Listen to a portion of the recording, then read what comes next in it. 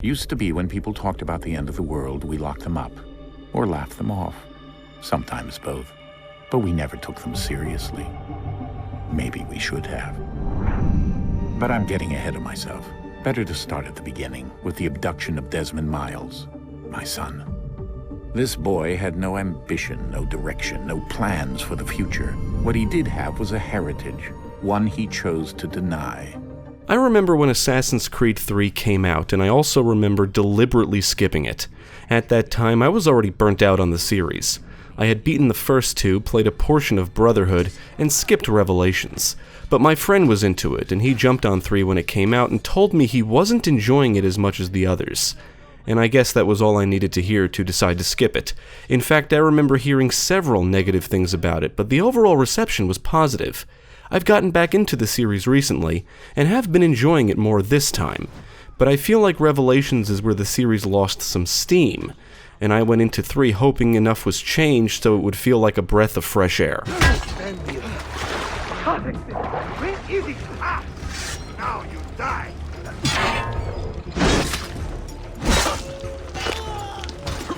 Developed by Ubisoft Montreal and published by Ubisoft, Assassin's Creed 3 was released for Xbox 360 and PlayStation 3 in October 2012, and Wii U and PC in November of that same year.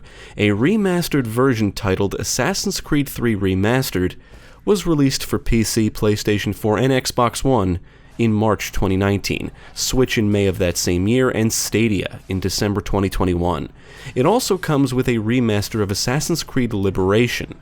For this review, I played the remaster of Assassin's Creed 3 for PC. The original game does come with a multiplayer component, but the remaster does not, so this review will only focus on the single player.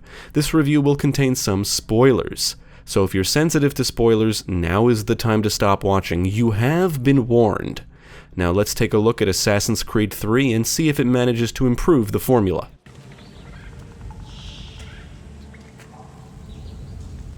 Desmond's story continues in Assassin's Creed 3. He and the team use the Apple of Eden to access the Grand Temple, where Desmond uses the Animus to relive the memories of his ancestors during 18th century colonial America. Assassin's Creed 3 is another game that plucks the player out of the memories at certain points so they can control Desmond and obtain the power sources required to unlock portions of the Grand Temple. As Desmond explores the temple, Juno will communicate with him and reveal the events that led up to the first cataclysm. In my opinion, Desmond's story is not as interesting as that of his ancestors, so I would get annoyed whenever the game plucked me out of the memories to control him. Welcome back, Desmond. You'll be happy to hear there's actually good news for once.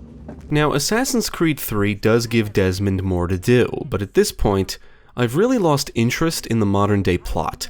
Even though I also found being plucked out of Altair's world annoying, I enjoyed the concept of the Animus and found the modern-day plot somewhat compelling in the first game.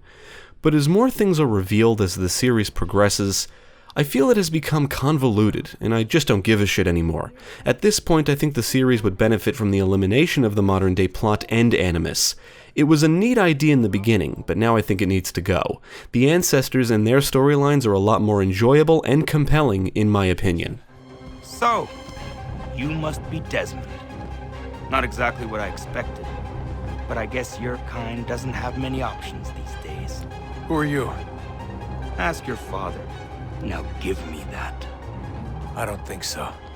As for the ancestors, Assassin's Creed 3 teases you with an interesting protagonist in the very beginning of the game, and then puts you in the shoes of one not very interesting.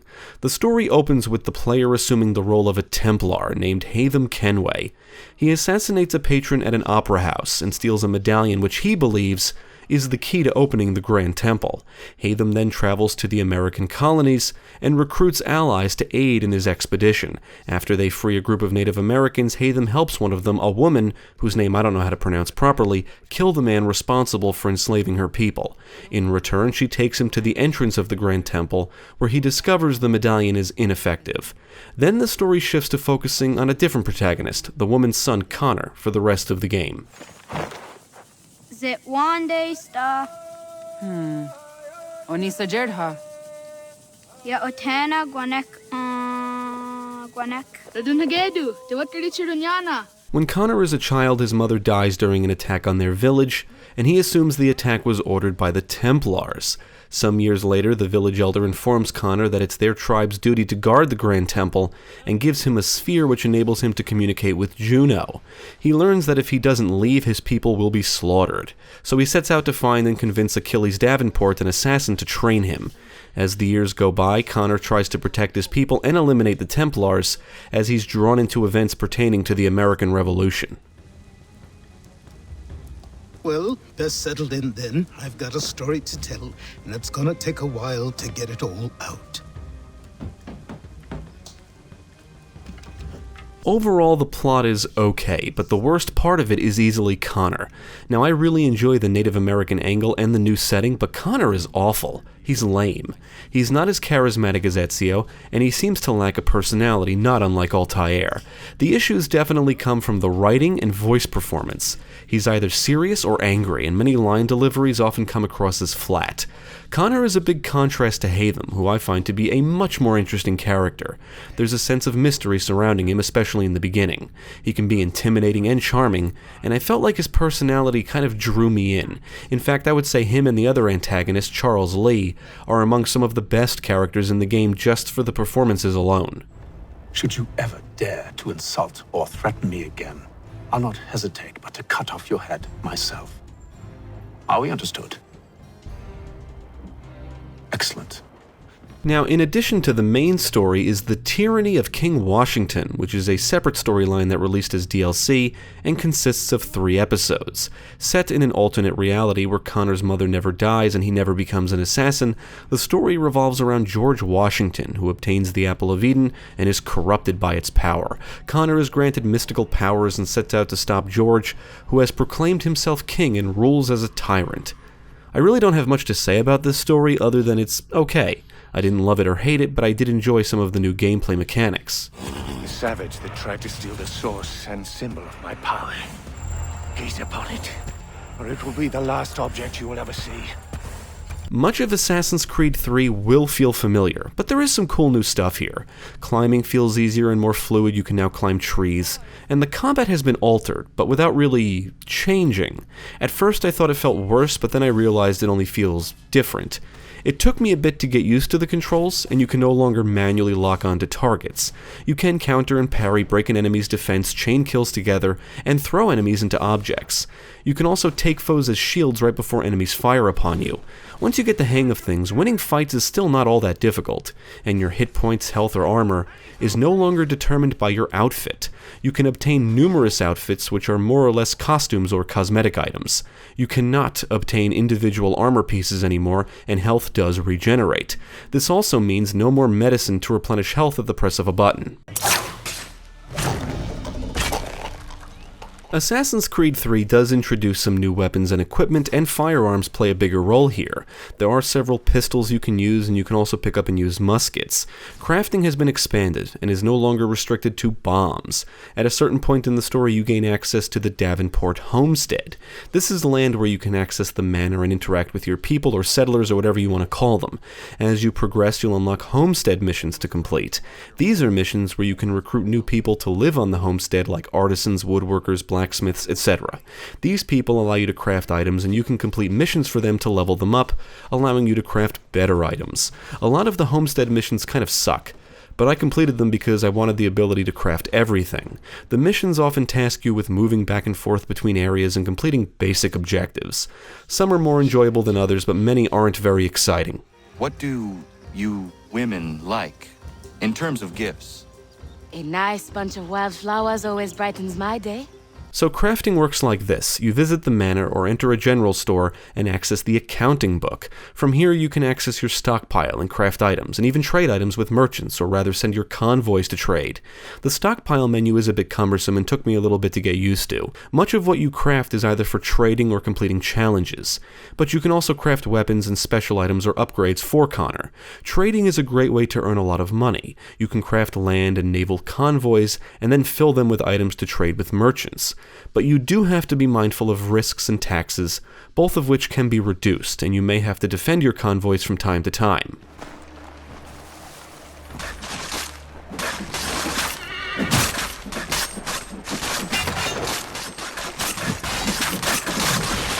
I would say money is still not hard to come by once you've fully got a grasp of how the economy works in the game.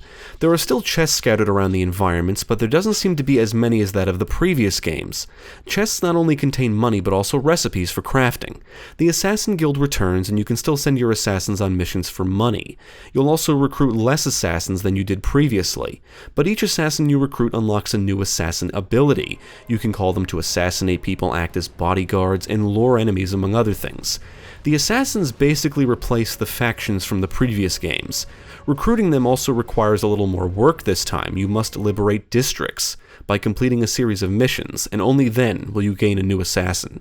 I suppose you could say the assassin stuff has been streamlined, but I would argue these changes were unnecessary. I prefer how it all worked in Revelations and Brotherhood.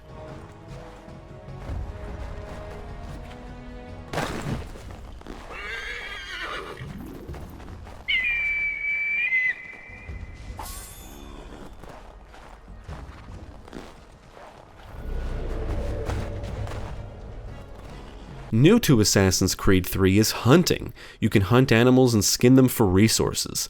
Outside of completing challenges, I never really felt the need to do this, and hunting predators is completely unnecessary, or at least the way the game wants you to do it is.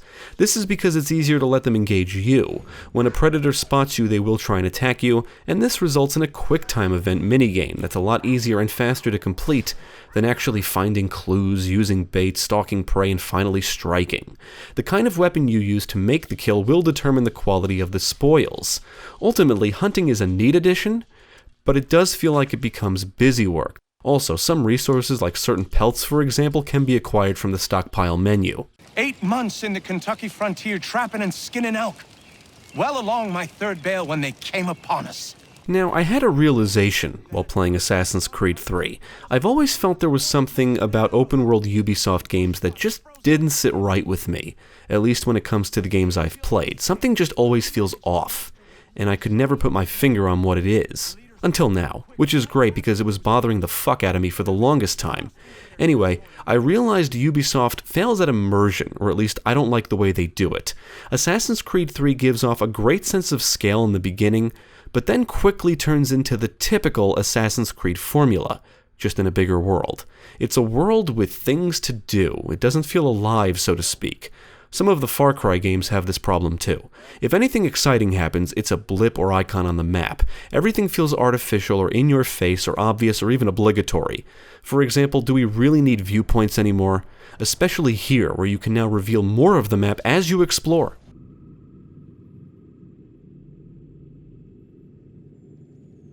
Very little of the excitement is dynamic, and there's very little to discover because almost everything is revealed, and many side missions, especially here, feel more like busy work than fun. For example, frontiersman missions. I had no idea what the point of these were in the beginning. I'm thinking, why am I doing this? What's the benefit? What's the point? Well, they expand on myths and rumors, and I suppose lead to some Easter eggs. I think that's the idea. They're supposed to be fun little side stories, I guess. But Easter eggs should be like a fun discovery kind of thing and not scripted mundane missions, at least I think so. So in the end, I just don't like the way Ubisoft handles immersion. Now maybe it's just me, but that's my take.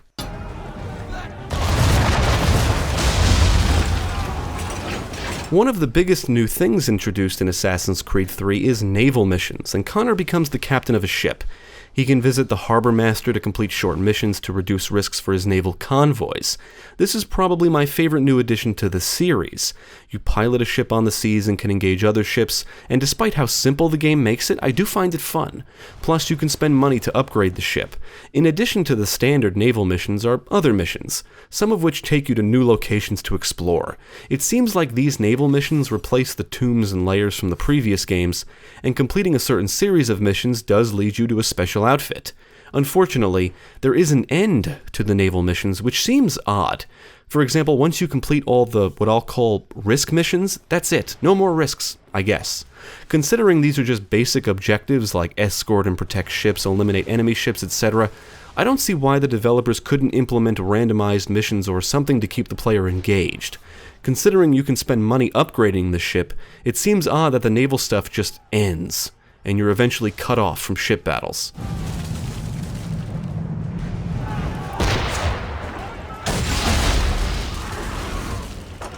In addition to the content already mentioned, there is quite a bit to do in Assassin's Creed 3. You can come across and attack enemy convoys, take over forts to reduce the trade tax, complete courier missions, assassination contracts, hunting society missions, Benedict Arnold missions, play games with NPCs, and defeat Boston brawlers. Some of these are more enjoyable than others, and some will definitely feel familiar to series veterans. As expected, all side content can be seen in the form of icons on the map, and that includes collectibles and chests once you purchase the appropriate maps. There are collectibles to find, including feathers, almanac pages, and trinkets. And all shopping is done at general stores. These are where you can buy maps, weapons, outfits, and ammunition, among other things, and you can also sell items. The manor acts as your hideout this time, and is where you can view and access any unlocked outfits and weapons along with any rewards like paintings and other various items.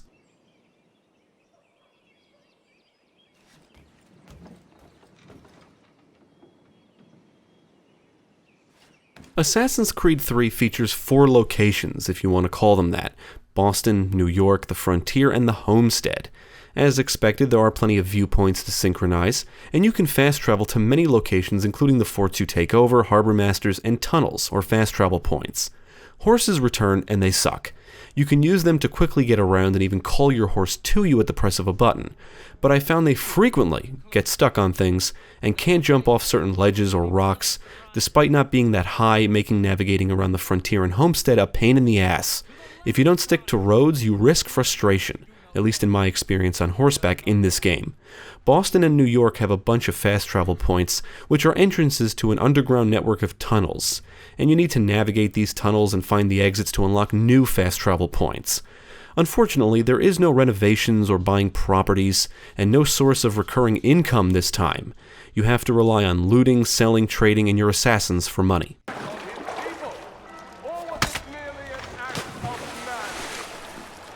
If you're familiar with the previous games, most of what Assassin's Creed 3 has you doing should be nothing new.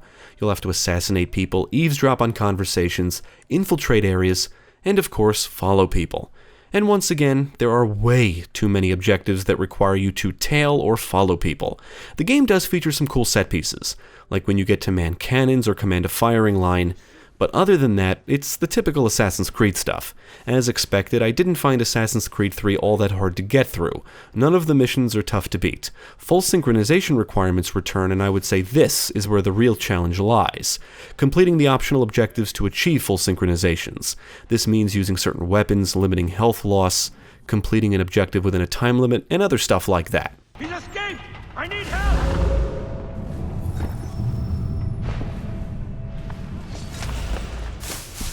The Tyranny of King Washington DLC not only includes a new storyline, but also some new gameplay mechanics.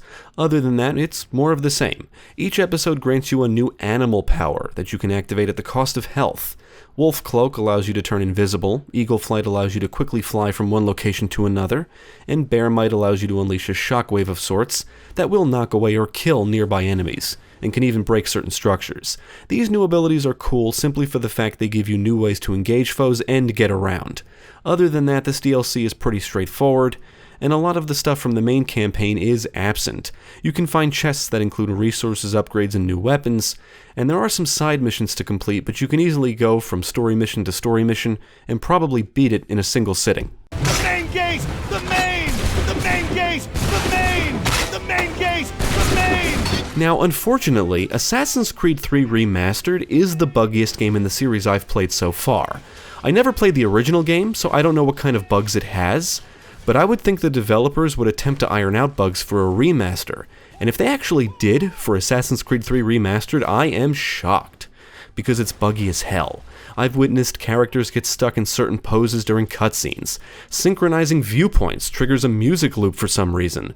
Sometimes objective locations didn't appear right away, so I had no idea where to go.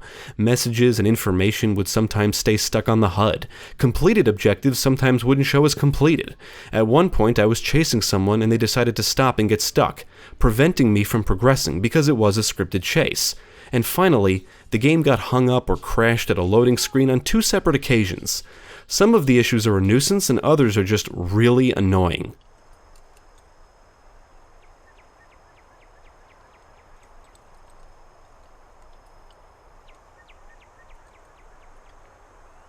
Assassin's Creed 3 Remastered does support 4K, and according to the description, it features new character models and polished environment rendering.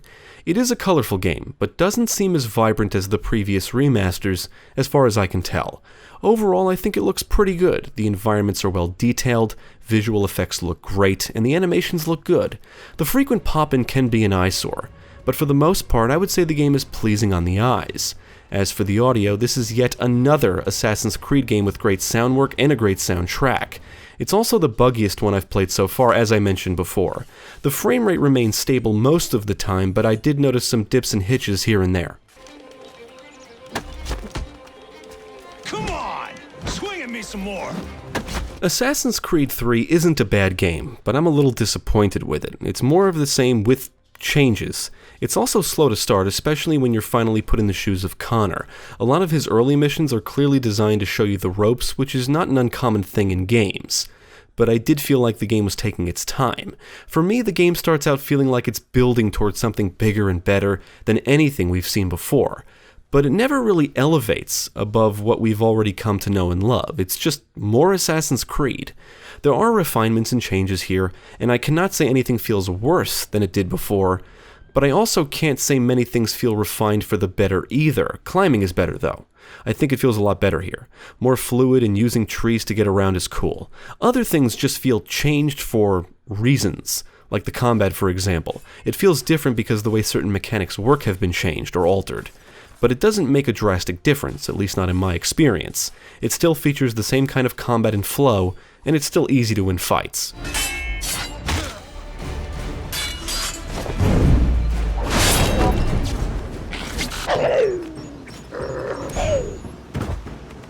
I can understand some changes fitting in with the new time period and setting, but I admit I do miss some things from the previous games, things that showed promise or that I found interesting or addictive. I miss renovating buildings and consistent income. I miss taking over areas or regions. It feels very toned down in Assassin's Creed 3. You can take over forts. I miss the expanded Assassin Guild stuff from Revelations. It feels like a step back here. Some things are fine.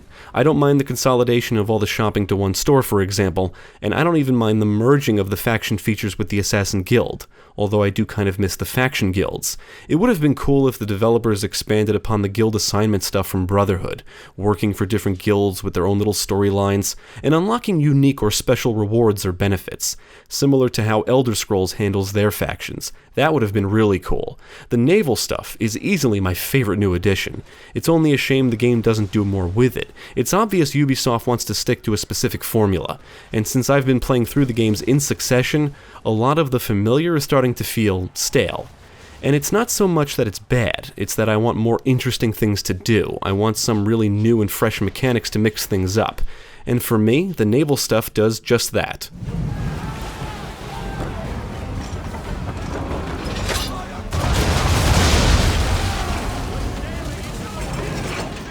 I would recommend Assassin's Creed 3 because it is fun, and if you enjoyed the previous games, I don't see why you wouldn't enjoy this. The gameplay, anyway. However, I don't think it's the refresher the series needs. There are some cool new features here, but much of the game feels familiar and the formula is starting to get stale in my opinion. Still, it's not a terrible game, and there is fun to be had, so check it out if you're interested. He stands at the entrance to this long-lost place, armed with the knowledge of Altair and the abilities of Ezio. He holds in his hands the apple of Eden, and we stand at his side, ready to support him however we can. His name is Desmond Miles, and he has brought us to the end. Thank you for watching. If you enjoyed this video, check out the rest of our channel, follow us at the links below, and you can also support us on Patreon.